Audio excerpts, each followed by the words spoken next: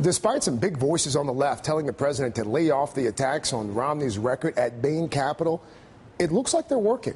Our latest NBC News Wall Street Journal poll shows that 33% of those surveyed in swing states, a third of folks in swing states, have negative opinions about Mitt Romney's business background compared to just 18% who have positive opinions. And it's not only this poll. The New York Times writes, quote, Obama commercials painting Romney as a ruthless executive who pursued profits at the expense of jobs are starting to make an impact on some undecided voters, according to strategists from both sides. Joining me now, Jim Rutenberg, political correspondent for the New York Times.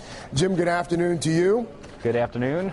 The Times says that the attacks on Bain are making inroads for the president, and so far there's no sign of the campaign letting up. Here's Vice President Joe Biden expanding the Bain narrative just last week. Take a listen.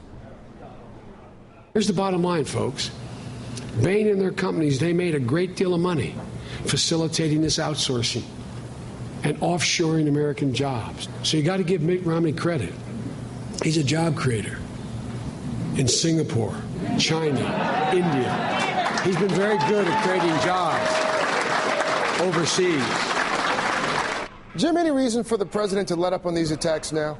Well, you know, it's funny because that very soundbite kind of contains some of the risk here for the president, because basically a lot of independent fact checkers have said that the Obama campaign and the Super PAC Priorities USA Action that's helping him in this have kind of gone too far and been unfair in the way they're categorizing some of this. But on the other hand, it seems to be working in some of these polls. Which types of voters specifically do these ads seem to be working with in the swing states? Well, I'll tell you, there's only one sort of voter that both campaigns care about, and that's the voter who voted for President Obama last time and isn't sure this time.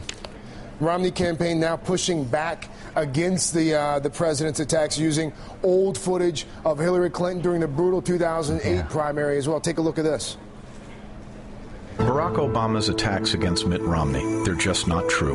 The Washington Post says on just about every level this ad is misleading, unfair, and untrue. But that's Barack Obama. He also attacked Hillary Clinton with vicious lies.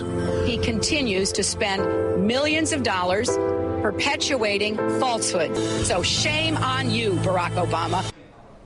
It seems like just yesterday, doesn't it, Jim? The Romney campaign, they're trying to show that the president, just another politician, not the perhaps transformational figure that so many voters saw him as 4 years ago. Do you think that this is going to be an effective strategy for Team Romney?